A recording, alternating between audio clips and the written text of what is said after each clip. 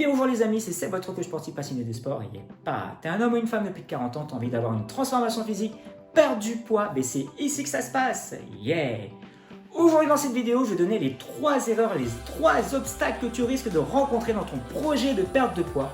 Je te donne tout après les jingles. Yeah!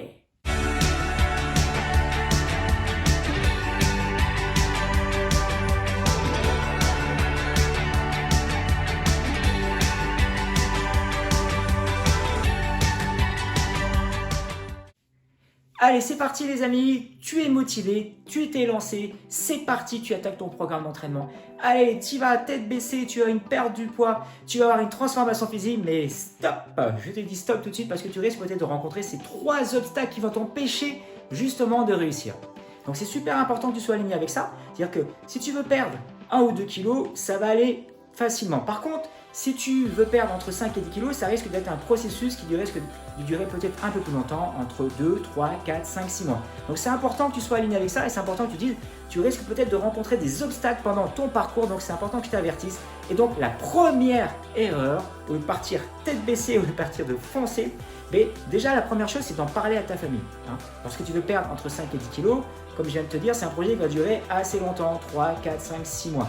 Donc, il faut que ce soit un projet en commun. C'est-à-dire que tu en parles à ta famille, tu en parles à tes enfants, qu'ils soient là à la fois pour t'encourager, à la fois pour te motiver. Parce que si tu le fais tout seul, qu'est-ce qui va se passer? Eux, ils vont continuer à vivre normalement, steak frites, paella ou je ne sais quoi. Et toi, tu vas essayer de faire attention.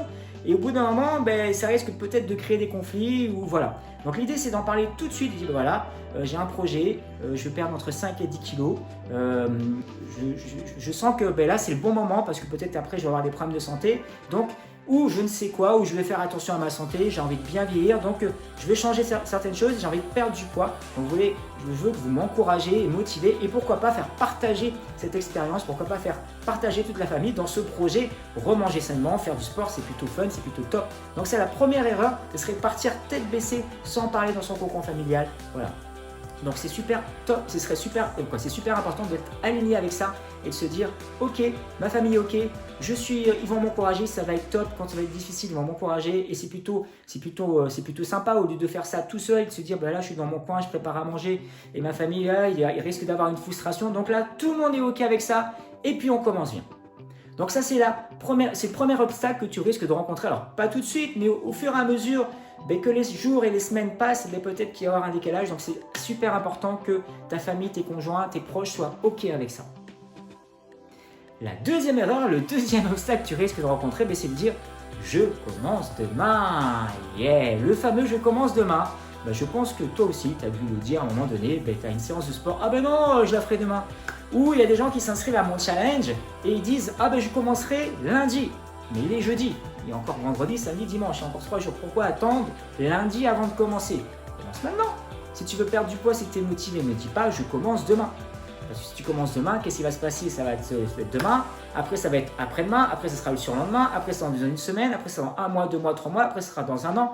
Résultat, ce sera peut-être pas 10 kilos, ce sera 15 que tu devras perdre.